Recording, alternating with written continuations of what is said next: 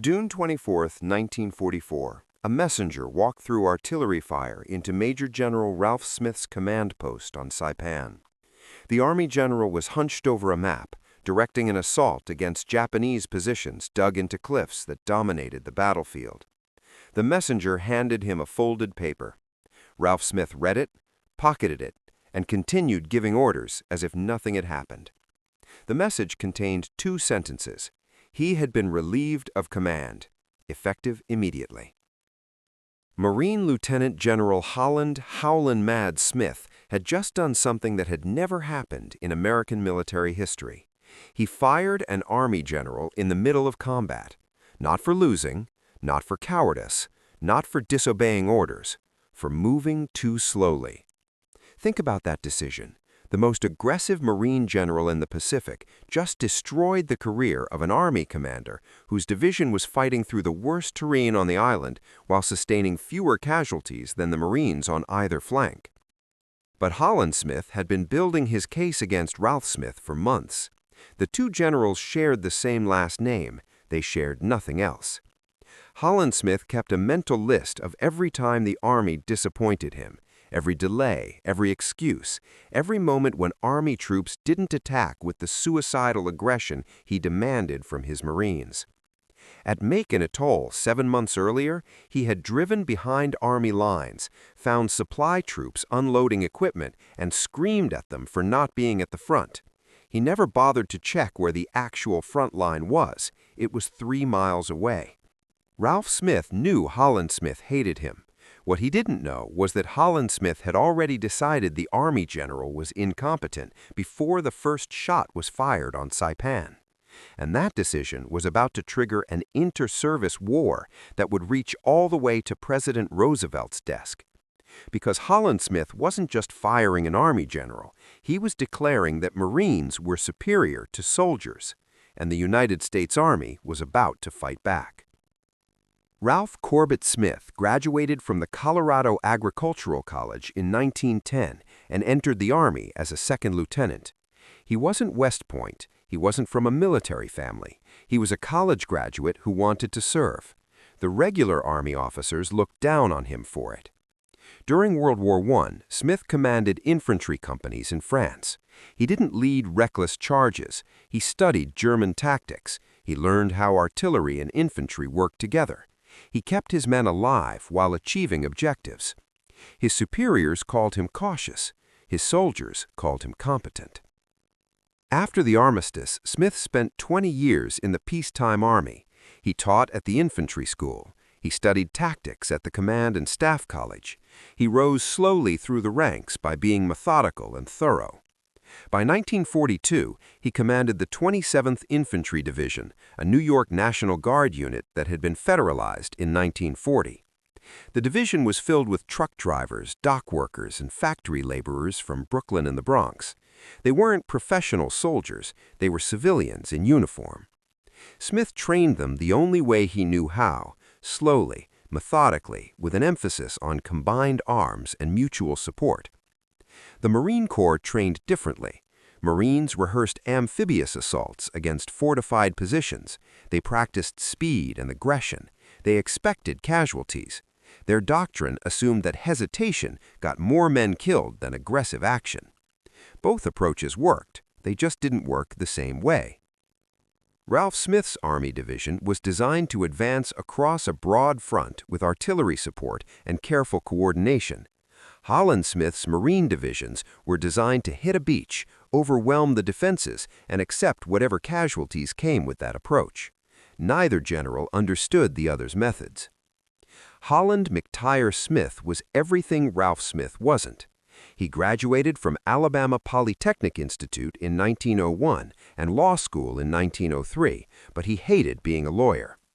He joined the Marine Corps in 1905 as a second lieutenant. He was loud, he was profane, he had a volcanic temper that terrified junior officers. During World War I, he commanded a weapons battalion in France. After the war, he became the Marine Corps' leading expert on amphibious warfare. He wrote the manuals, he designed the training. By 1944, he was the most feared general in the Pacific. Marines loved him because he fought for them. He demanded the best equipment, the best naval gunfire support, the best air cover. He screamed at admirals. He threatened to resign if he didn't get what his Marines needed. But he also demanded absolute obedience. When Marines froze under fire, he had them court-martialed for cowardice. When officers hesitated, he relieved them on the spot. He believed that aggressive leadership and aggressive tactics won battles. Half of that belief was correct. The other half got men killed. Howlin Smith's reputation was built on success. Tarawa, Kwajalein, Roy Namur. His Marines took fortified islands that military experts said were impregnable. But those victories came with horrific casualties. At Tarawa in November 1943, nearly 1,000 Marines died taking an island 2 miles long. Howlin Smith called it acceptable. The Navy called it a massacre. Howlin Smith didn't care about the Navy's opinion. His Marines had won. That was all that mattered. In November 1943, Howlin Smith commanded the invasion of Makin Atoll. The Marines would take Tarawa, while Ralph Smith's Army Division took Makin. Intelligence estimated 800 Japanese defenders on Makin. Ralph Smith had 6,500 soldiers. Howlin Smith expected the Army to finish in 1 day. It took 4. Howlin Smith was livid. He drove to what he thought was the front line to see why the Army was so slow. He found soldiers standing around in what looked like a rest area. He exited his jeep and unleashed a tirade about Marine Corps superiority and Army incompetence. What Howlin Smith didn't know was that he never made it to the front line. He was 3 miles behind it. The soldiers he was screaming at were supply troops. They were doing exactly what they were supposed to do, unloading ammunition and rations. The actual infantry was fighting through dense jungle against Japanese positions that had been reinforced far beyond what intelligence predicted. When Army investigators examined Howlin Smith's accusations, they found them baseless. But the damage was done. Howlin Smith had decided the 27th Infantry Division wouldn't fight, and Ralph Smith couldn't make them fight. Admiral Chester Nimitz and General Douglas MacArthur were both watching the growing tension between the services. Nimitz commanded the Navy's island-hopping campaign through the Central Pacific.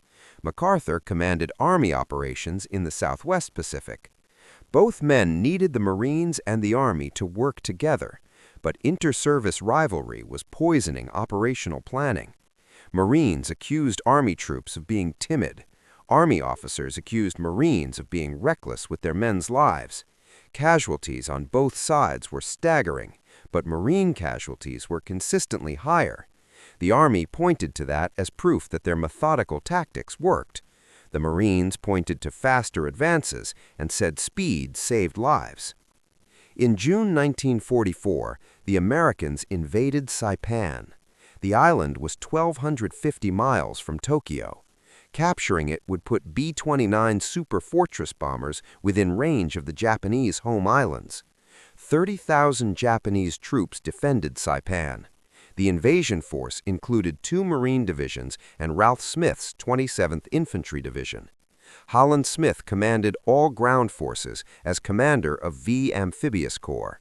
He assigned the Marines to the island's flanks, where the terrain was relatively open. He assigned the Army to the center, where a valley ran between 2 heavily fortified ridges. The valley had no official name. The soldiers called it Death Valley. Japanese defenders occupied caves and reinforced positions on both ridges. They had interlocking fields of fire. They had mortars pre-sighted on every approach. They had orders to fight to the death. On June 23, 1943, Ralph Smith ordered his division to attack through Death Valley. The 106th Infantry Regiment would advance up the left slope toward Mount Tapachau. The 165th Infantry would attack Purple Heart Ridge on the right. It was a frontal assault against prepared positions. Everyone knew it would be costly. Howlin Smith had ordered the attack to jump off at 0600. The 106th Infantry was late. Different units reported different start times. Some battalions began at 0617, others didn't move until 0659. Howlin Smith's staff recorded the delay as anywhere from 55 minutes to 2 hours. The truth was probably somewhere in the middle. What wasn't in dispute was that the 106th Infantry advanced slowly once the attack began, very slowly. By nightfall, they had gained less than 300 yards. The 165th Infantry on the right did better, but not much. They fought all day for Purple Heart Ridge and barely dented the Japanese defenses. On the flanks, the Marine divisions advanced rapidly. The 4th Marine Division on the right pushed forward over 1,000 yards. The 2nd Marine Division on the left gained similar ground. But as they moved forward, their flanks became exposed. The Army Division in the center wasn't keeping up. Japanese troops on the ridges could fire into the Marines from behind. Howlin Smith ordered the Marines to halt. He was furious. He drove to the front to see what was wrong with the Army. This time, he actually made it to the front line. What he saw convinced him that Ralph Smith had to go. Here's what Howlin Smith didn't see. He didn't inspect the Japanese positions on the ridges. He didn't talk to battalion commanders about why the advance was slow. He didn't ask artillery officers why they couldn't suppress the enemy fire. He looked at the map. He saw the Marines advancing. He saw the Army stalled.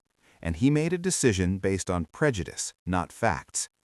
Ralph Smith's soldiers were fighting on terrain that made maneuver impossible. Every approach was covered by machine guns. Every ridge was honeycombed with caves. Flanking was impossible on the left because of Mount Tapachau's cliffs. Flanking was difficult on the right because of Japanese positions that dominated the valley floor. The Army's doctrine in this situation was clear. Fix the enemy with frontal pressure, bring up artillery, reduce the fortifications systematically, accept slower progress in exchange for fewer casualties. Ralph Smith was following that doctrine. His soldiers were taking losses, but not as many as they would have taken with reckless frontal assaults. Howlin Smith's doctrine was different. Attack, keep attacking, accept casualties if necessary. Speed saves lives by keeping the enemy off balance. Both doctrines had merit, but Howlin Smith only believed in one of them. On June 24th, the 27th Infantry Division attacked again. Progress was marginally better than the previous day. The 106th Infantry gained about 500 yards. The 165th Infantry fought all day for Purple Heart Ridge and captured parts of it. Casualties were heavy, but the Marines on the flanks had to halt again because the Army hadn't caught up. Howlin Smith had seen enough. He drove to the command ship USS Indianapolis and requested a meeting with Admiral Richmond Kelly Turner and Major General Sanderford Jarman. Howlin Smith told them that Ralph Smith was incompetent. The 27th Division wouldn't fight. The entire corps operation was being jeopardized by Army timidity. Turner agreed immediately. Jarman, who would become Saipan's garrison commander after the battle, was more hesitant, but Howlin Smith insisted. Admiral Raymond Spruance, the overall fleet commander, authorized the relief. At 14:30 on June 24th, a messenger delivered the order to Ralph Smith's command post. Major General Ralph Corbett Smith was relieved of command of the 27th Infantry Division. Major General Sanderford Jarman would assume command immediately. The official reason was defective performance. The real reason was that Howlin Smith had decided months earlier that the Army couldn't fight as well as the Marines. Ralph Smith read the message. He didn't argue, he didn't protest. He handed command to Jarman and walked to a transport ship that would take him off the island. His division was still in contact with the enemy. His soldiers were still dying on Purple Heart Ridge and in Death Valley, but he was no longer their commander. As he left, Ralph Smith told one of his staff officers to send a message to Lieutenant General Robert Richardson, the commander of all Army forces in the Pacific. No Army combat troops should ever again be permitted to serve under the command of Marine Lieutenant General Holland M. Smith. That message would start a war. Jarman, who initially agreed with Howlin Smith's assessment, changed his mind after commanding the division. He wrote a report stating that the Japanese positions in Death Valley were formidable and that tactical difficulties were greater than estimated. He concluded that Howlin Smith did not familiarize himself with the particular difficulties the 27th Division faced. Greiner was even more blunt. After quarreling with Howlin Smith for a week, Greiner wrote that he had a firm conviction that he is so prejudiced against the Army that no Army division serving under his command alongside of Marine divisions can expect that their deeds will receive fair and honest evaluation. On July 4th, while fighting was still ongoing on Saipan, Lieutenant General Robert Richardson convened a board of inquiry. Richardson was the Army's senior commander in the Pacific. He despised Howlin Smith. He believed Marines were given too much credit for victories that Army troops made possible.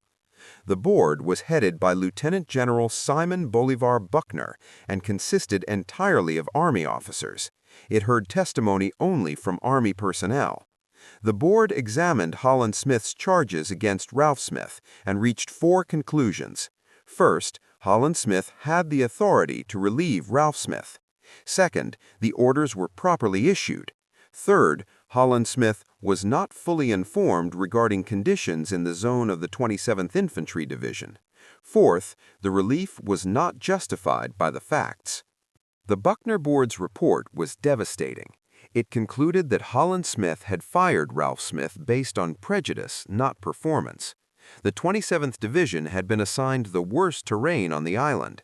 The Japanese had concentrated their strongest defenses in Death Valley. The Army's slower advance was the result of tactical realities, not lack of aggression.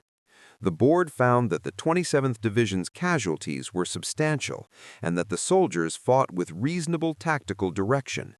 Howlin Smith's decision to fire Ralph Smith was based on ignorance of the battlefield and deep-seated bias against the Army. Admiral Spruance and Admiral Turner both protested the board's findings. They argued that Howlin Smith had acted correctly and that Army troops had failed to match Marine aggressiveness. Howlin Smith himself wrote to Admiral Nimitz stating that the board's conclusions were unwarranted and that he remained convinced the 27th Division was not accomplishing even the combat results to be expected from a properly trained unit. But Howlin Smith's protests couldn't change the facts.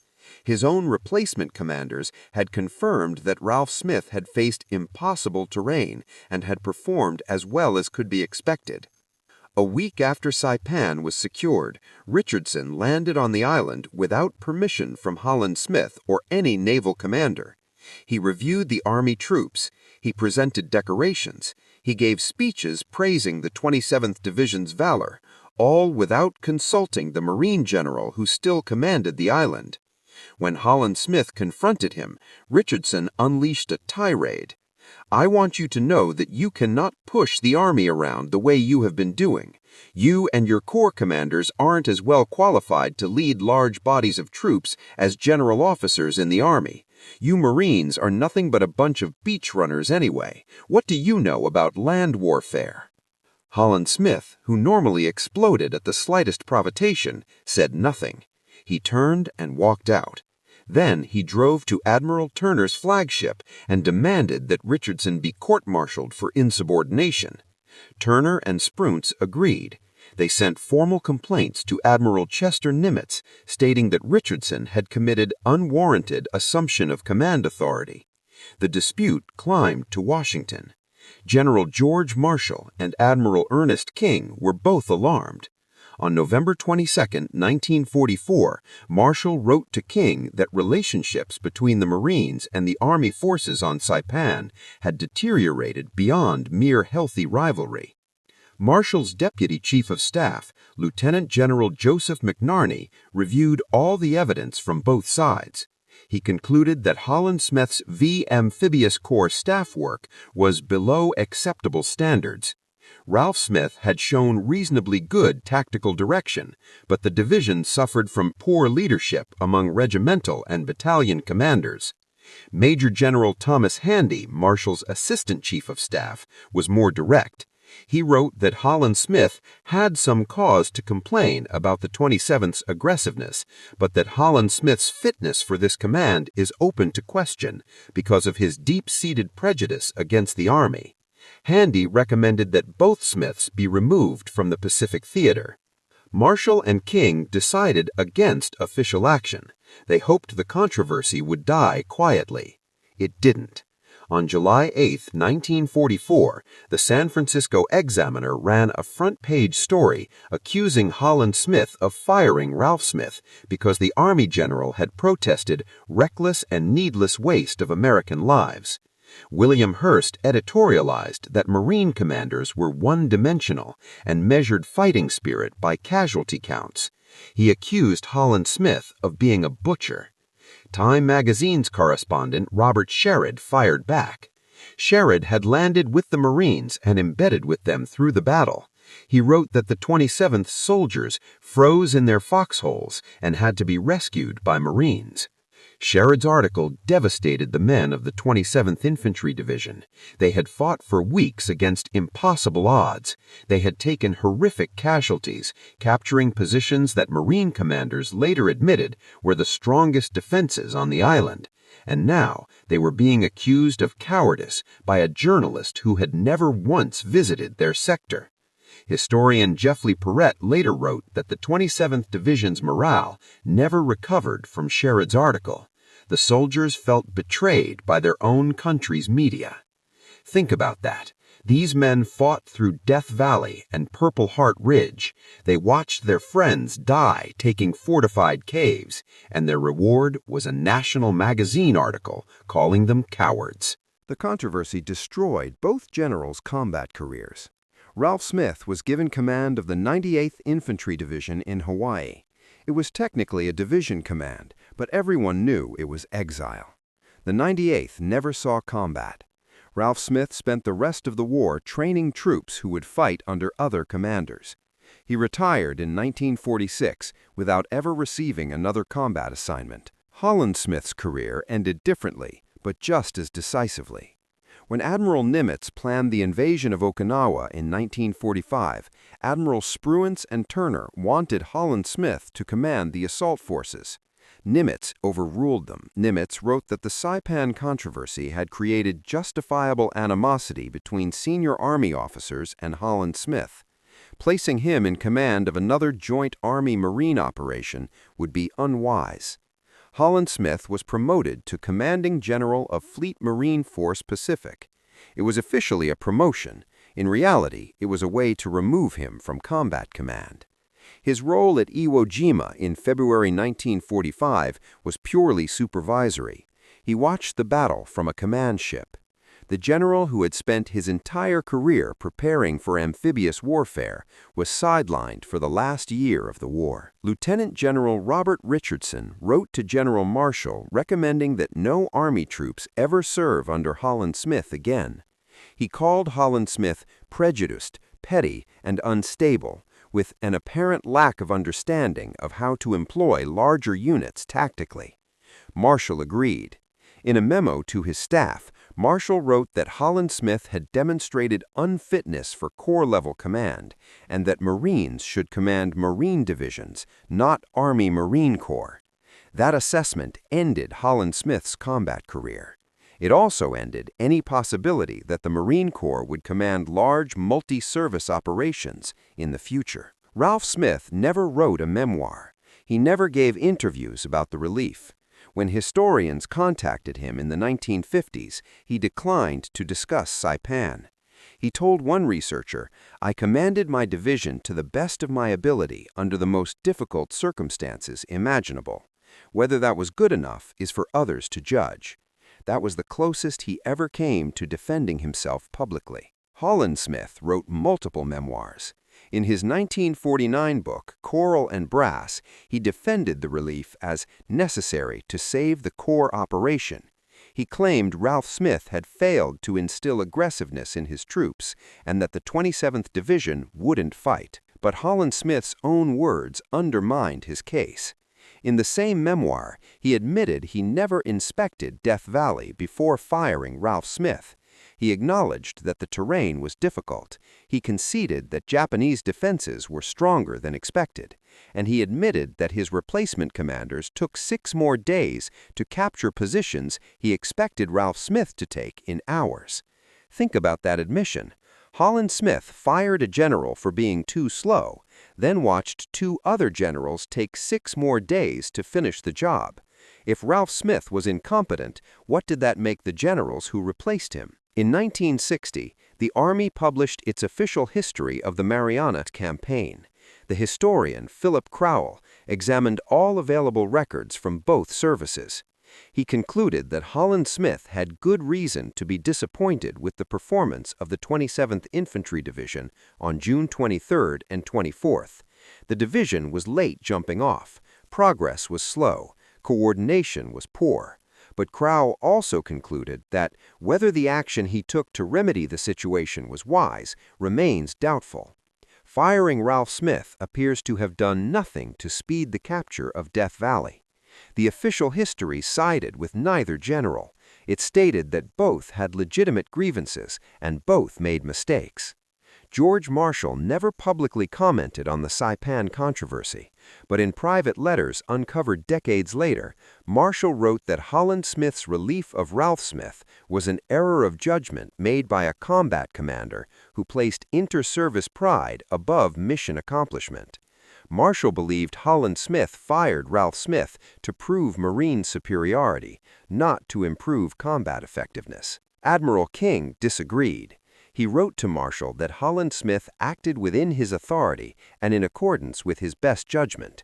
The 2 men agreed to disagree. They never resolved their differences over Saipan. The Smith versus Smith controversy permanently changed how the American military conducted joint operations. After Saipan, the Joint Chiefs of Staff issued new guidelines for inter-service command relationships. Marine generals would no longer command corps-level operations that included Army divisions. Army generals would command ground forces when multiple services were involved. Marines would command purely Marine operations. The guidelines were designed to prevent another Saipan. They worked. For the rest of the war, Army and Marine forces operated separately or under Army command. No Marine general ever again relieved an Army division commander. The soldiers of the 27th Infantry Division fought in 3 more campaigns after Saipan. They took Tinian in July 1944. They returned to recapture the Philippines in 1945. They fought on Okinawa, where they sustained some of the highest casualty rates of any American division in the Pacific. In every battle, they proved their combat effectiveness. At Okinawa, Marine and Army commanders praised the 27th for its performance.